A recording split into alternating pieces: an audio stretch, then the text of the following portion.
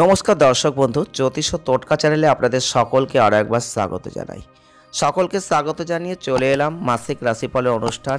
মে 2024 কেমন যাবে, আর 2024 সালের পঞ্চমতম মাস হচ্ছে মে মাস। এই মে মাসের রাশিফল কিন্তু আজকের ভিডিওয় থাকছে। আর আজকে আমরা যে জন্মরাশি নিয়ে আলোচনা করতে চলেছি তা হচ্ছে কুম্ভ রাশি বা অ্যাকোয়ারিয়াস সাইন। কুম্ভ রাশির জাতক বা জাতিকা যদি আপনি হয়ে থাকেন তাহলে আপনাদের জন্য ভিডিওটি অত্যন্ত গুরুত্বপূর্ণ। আপনারা প্রথম থেকে শেষ অবধি দেখার চেষ্টা করবেন। যদি চ্যানেলটিকে এখনও সাবস্ক্রাইব করে না থাকেন চ্যানেলটিকে সাবস্ক্রাইব করবেন, সঙ্গে থাকবেন, ভালো থাকবেন। আমরা আলোচনা করতে চলেছি কুম্ভ রাশির জাতক বা জাতিকাদের মে 2024 কেমন যাবে।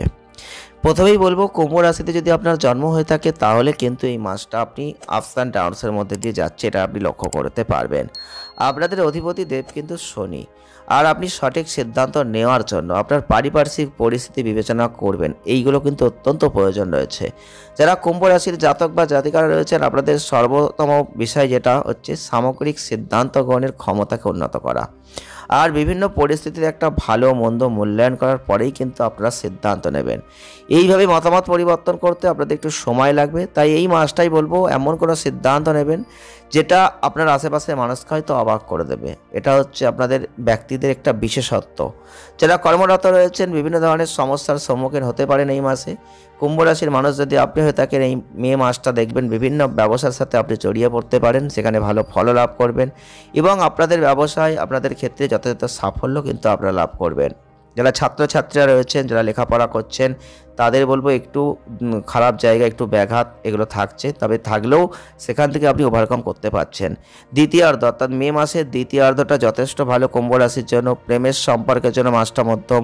মাসের শুরুতে উত্তেজনা বাড়বে, সম্পর্কের মধ্যে বিবাদ হবে, তবে মাসের শেষের দিকটা প্রেম বৃদ্ধি পাবে।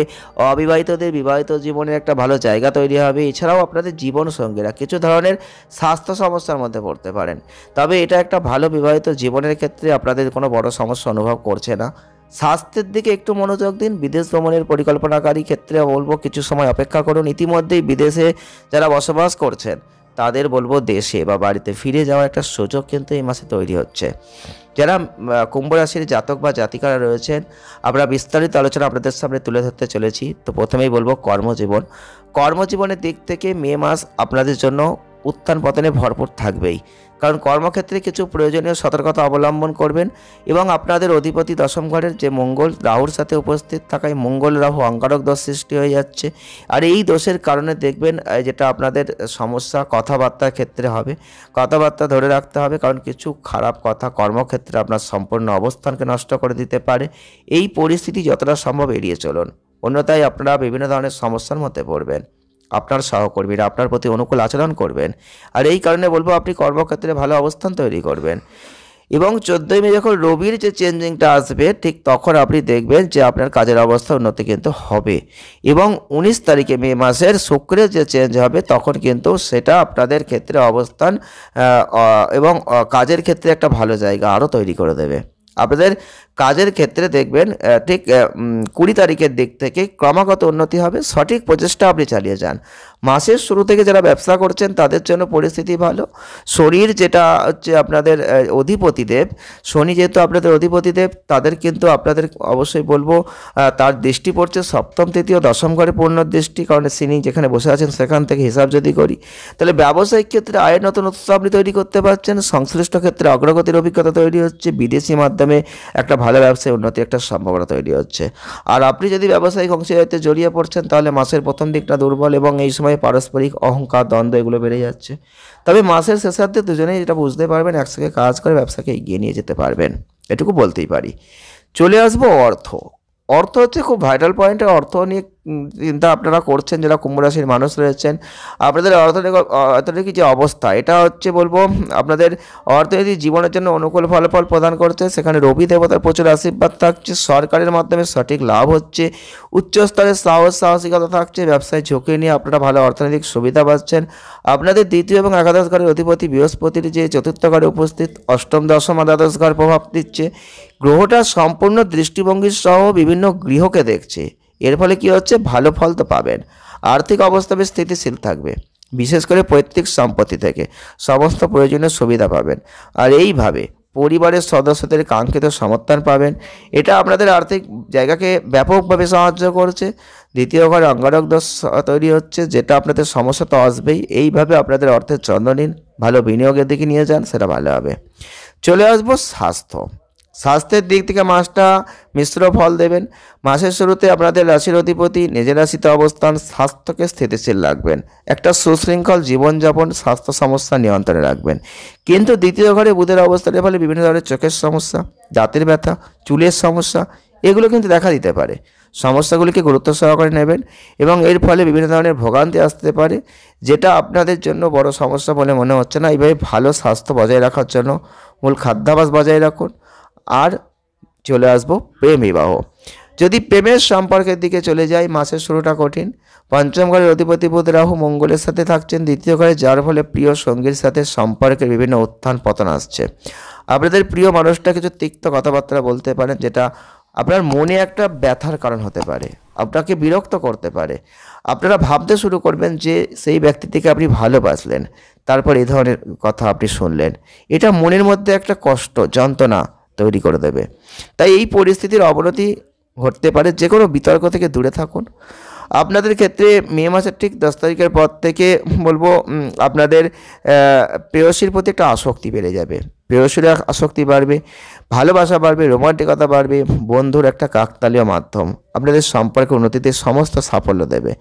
বিবাহিত জীবন সম্পর্কের কথা বলতে গেলে শনির দৃষ্টি পুরো মাসে সপ্তমে থাকছে। এইভাবে আপনারা এই সম্পর্কের ক্ষেত্রে সৎ আপনারা হবেন, জীবনসঙ্গীর যত্ন নেবেন, কথায় মনোযোগ দেবেন, চেষ্টা করুন। আর সপ্তম ঘরের অধিপতি রবি তৃতীয় ঘরে উচ্চ অবস্থায় থাকছেন। মতদর্শগত কোনো পার্থক্য, সম্পর্কের মধ্যে দুই ব্যক্তির মধ্যে কোনো অহংকার মারামারি আসতে পারে। মে মাসের 14 তারিখের পর রবির যে অবস্থান হয়ে যাচ্ছে, জীবনসঙ্গীদের মধ্যে কোনো দ্বন্দ্ব থাকলে সেটা কমে যাবে। আপনি আপনার পরিবারের দায়িত্বগুলো যথেষ্ট ভালোভাবে পালন করতে পারবেন, সম্পর্কটা অনুকূল থাকছে এবং আপনাদের সঙ্গীর স্বাস্থ্যের যত্ন নেওয়া প্রয়োজন। আপনাদের অঙ্গারক দোষ, মঙ্গল রাহু বিভিন্ন ধরনের স্বাস্থ্য সমস্যা তৈরি করার চেষ্টা কিন্তু করতে পারে। চলে আসবো পারিবারিক সম্পর্ক। পারিবারিক সম্পর্কের দৃষ্টিকোণ থেকে যদি বলি, তাহলে বলবো মঙ্গল বুধ রাহুর সংমিশ্রণ পরিবারের সদস্যদের মধ্যে নানা ধরনের তর্ক বিতর্ক এগুলো আসতে পারে। আপনাদের কথাবার্তায় তিক্ততা আসতে পারে, বন্ধুত্ব নষ্ট হয়ে যেতে পারে। তাই প্রত্যেকটা পরিস্থিতিতে কথাবার্তার উপর যথাযথ নিয়ন্ত্রণের প্রয়োজন এই মে মাসে থাকছে। বন্ধুদের সাথে যে কোনো ধরনের তিক্ত বিনিময়, খারাপ কথা এড়িয়ে যান, তাহলেই সম্পর্ক ভালো হবে। বিশেষ করে মে মাসের 10 তারিখের পর আপনি কিন্তু অবশ্যই দেখবেন সামগ্রিক পরিস্থিতিতে ভালো উন্নতি হবে। তাই মে মাসের 10 তারিখ পর্যন্ত সাবধানতা কথাবার্তার ক্ষেত্রে রাখুন। ভাই বোনরা কাঙ্ক্ষিত সাফল্য পাবেন, উন্নতি আছে, সহযোগিতা পাবেন, মন থেকে ভালোবাসা পাবেন। আর পুরো মাস জুড়ে চতুর্থ ঘরে বৃহস্পতির উপস্থিতি, পিতামাতার স্বাস্থ্য সমস্যা, তাদের আশীর্বাদ জীবনের সাফল্যের দিকে যাচ্ছে। মে মাসের 14 তারিখের পর রবির যে চেঞ্জিং আসবে, আপনি পরিবারে নিজেকে উচ্চতর প্রমাণ করতে পারবেন। এই ধরনের পরিস্থিতি থেকে নিরাপদ জায়গায় চলে যাওয়ার চেষ্টা করুন, যথেষ্ট ভালো ফল আপনি কিন্তু লাভ করতেই পারেন। যারা কুম্ভ রাশির মানুষ রয়েছেন, শুধু একটু সতর্কবার্তা, একটু সাবধানতা রাখতে পারলেই কুম্ভ রাশির মানুষরা সমস্ত ক্ষেত্র থেকে খুব ভালো ফল লাভ করবেন। প্রতিকার কি করবেন? প্রতিকার স্বরূপ আপনাদের বলবো, আপনারা নিজের প্রতি শুধু বিশ্বাসটা রাখুন, অন্য মানুষদের কাছে কোনো প্রকার মিথ্যা প্রতিশ্রুতি দেওয়া থেকে বিরত থাকুন। শনিবার এবং শুক্লপক্ষের সময় কোনো উচ্চমানের নীলকান্তমণি যদি পড়তে পারেন, সেটা পড়তেই পারেন। আপনার পয়সা থাকলে আপনি পড়তেই পারেন, সেটা যথেষ্ট ভালো। অষ্টধাতুর কোনো আংটি পড়তে পারেন, সেটাও ভালো হতে পারে। আপনি আপনার মধ্যমা আঙুলে কোনো পঞ্চধাতু বা অষ্টধাতুর আংটি সেট করতেই পারেন, সেটাও কিন্তু অনেক ভালো ফল লাভ করবেন।